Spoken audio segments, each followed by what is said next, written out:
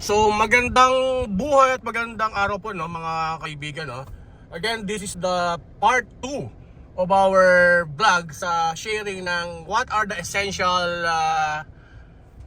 accessories, internal accessories for our Suzuki Jimny, no. Lalo yung mga JB74 at yung sinishare ko is yung aking Suzuki Jimny 2024 naman. So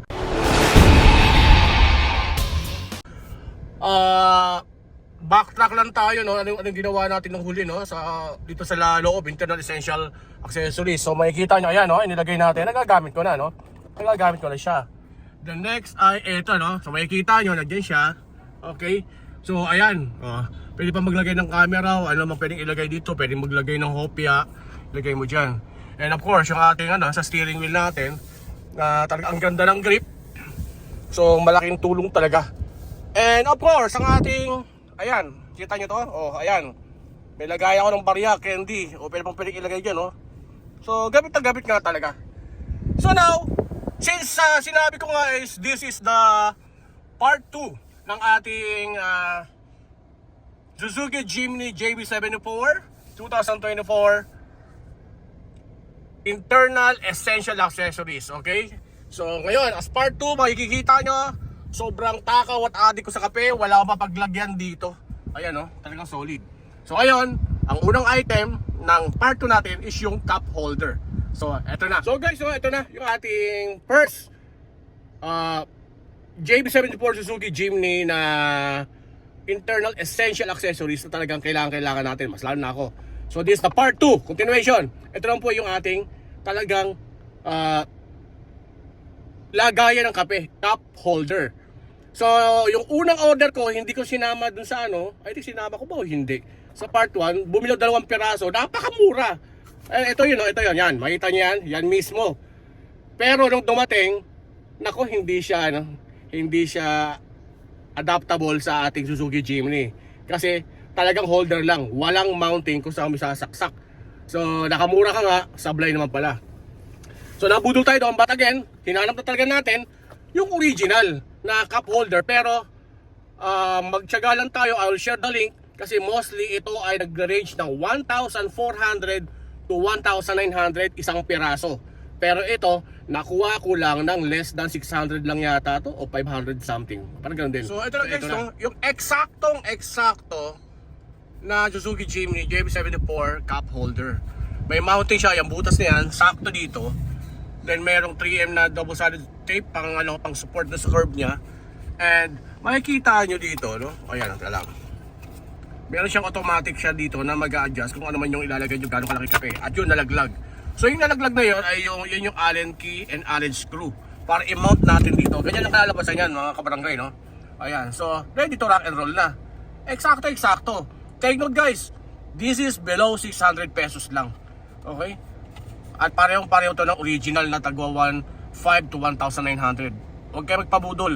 Eto, napakaganda na ito. Napakaganda po. So, install na natin. Mga kabarangay, no? Mga kabayan. So, na-install na po natin. So, dito siya nilagay. Instead, dito. Kasi medyo alanganin. Baka matapunan itong pala natin. Itong ating infotainment. Mahirap na. So, dito siya nilagay. So, pag umorder ka dito, pak, lagay mo dito. Okay? At may access pa rin siya dito. Pwede mong i-off. So, i-bubble pa rin yung ating aircon dito. Okay? Oh yan, ready to rock and roll siya. And then may rubber din siya. Sabi ko sa inyo, may trick ito, no? Akala nyo nakamount siya, yung original na Suzuki Jimny. Nakaklip po yan dito. Pag natanggal mo na to, saan mo lang matatanggal tong screw to. So aesthetic lang siya, kunyari. Purpose for the upgrade nga ng mga yung magiging user ng ng Suzuki Jimny for upgrade. Nakain ko lang tanggalin to. Papakita ko lang sa inyo kasi para ayan, ganyan lang siya.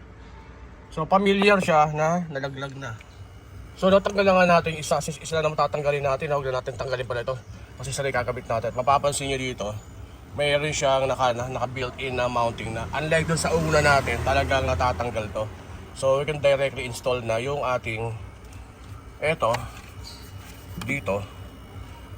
Then use na yung kanyang provided na screw kasama pag binibili. At again guys, i-share ko via link description para makatulong sa inyo at makatipid.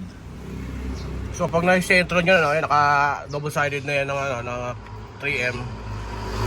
Ay siya, ilalak nyo na. Take note yung belt, nabubuksan pa rin, nabubuksan. Kung talagang gusto nyo pang So ang next na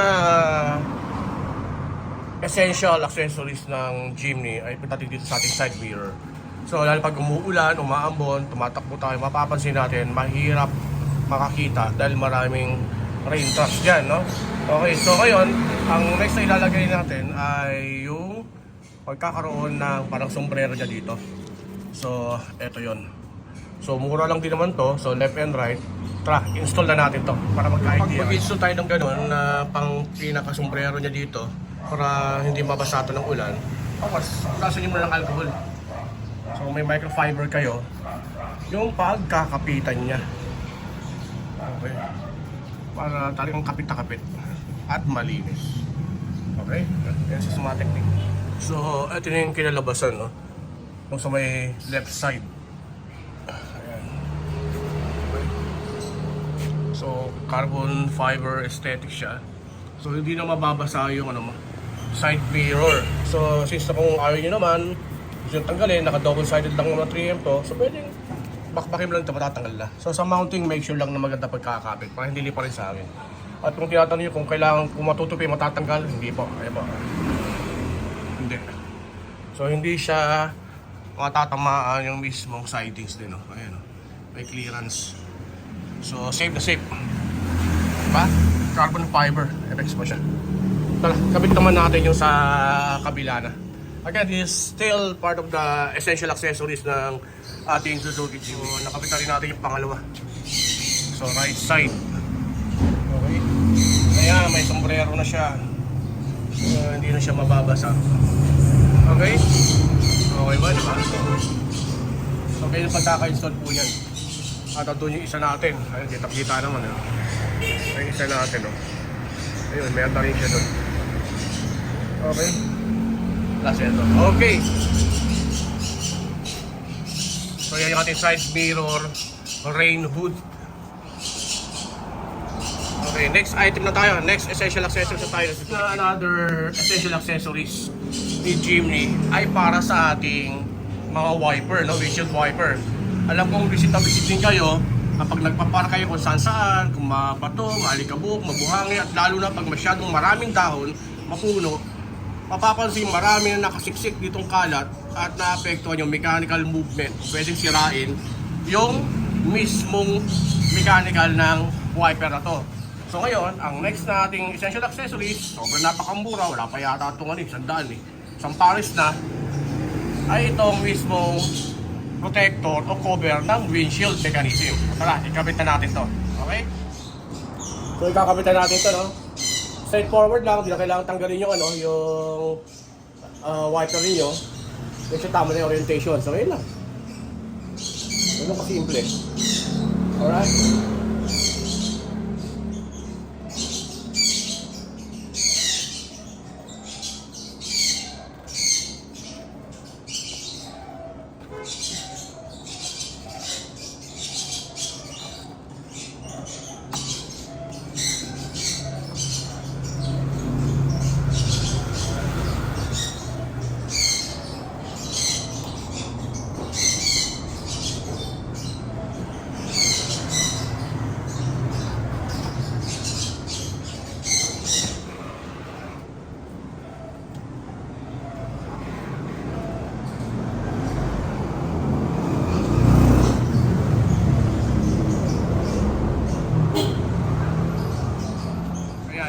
Na natin, makikita nyo, no? So protektado na yan, no? Wala nang butas na pwede pumasok yung mabato, mga dahon-dahon kapag tayo nagpapark kung saan-saan. So i-layout nyo na ng maigi to na depende dun sa gusto nyo, pero ganyan pagkaka-layout talaga yan. Okay, napakadali lang. So ikapitan na nalagyan natin ng ng wiper cover yung mga butas mismo. So protektado na tayo. So ito na yung ating yung ating paglalagay ng another essential accessories sa ating windshield mirror, no? Yung wiper niya, ayan. So wala nang dahon o bato na papasok sa mechanism ng ating wiper. Doon din. Okay, napakasimple lang. Pero pang rock and roll. Okay? So next item na tayo ng essential accessories ng JB74 Suzuki Jimny 3-door 2024. So ang next na essential accessories is lalagyan ko ng fiber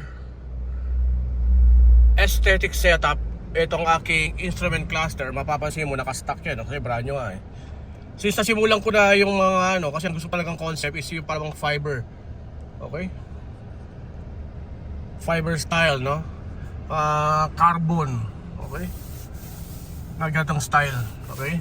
Yung sa window natin, nagamitan natin ng carbon, ano? Carbon fiber, ano, ang aesthetic. So same din dito ilalagay natin. So steering wheel and yung sa instrument cluster. So ito na yun, no? Ito na mismo yung carbon fiber na ilalagay natin pang dress up o internal essential accessories para maging maporma yung ating Suzuki Jimny 2024 JB74, no? So instrument cluster, ika-carbon fiber natin, yung mismong steering wheel, at kasama na rin po yung shift knob natin. Okay, tara, so, kapitan na natin. Side of this carbon fiber, no? So mapapansin, very safe. Walang butas, hindi tayo magbubutas. Everything are 3M double-sided adhesive, no? So ibig sabihin, pag nagsawa na tayo, gusto nyo magpalit, ibalik nyo sa stock, simpleng dukot lang, is restore ulit sa stock tayo. Okay, Nox? Okay, let's start na. So ito na nga po, no? Yung carbon fiber natin, yung shift knob. Yung instrument cluster po natin, naka-carbon na rin yung cover. At ang ating steering wheel po ay naka-carbon na rin. Okay? Another aesthetic, another internal accessories essential or essential accessories for the JB74 Suzuki Jimny. Okay?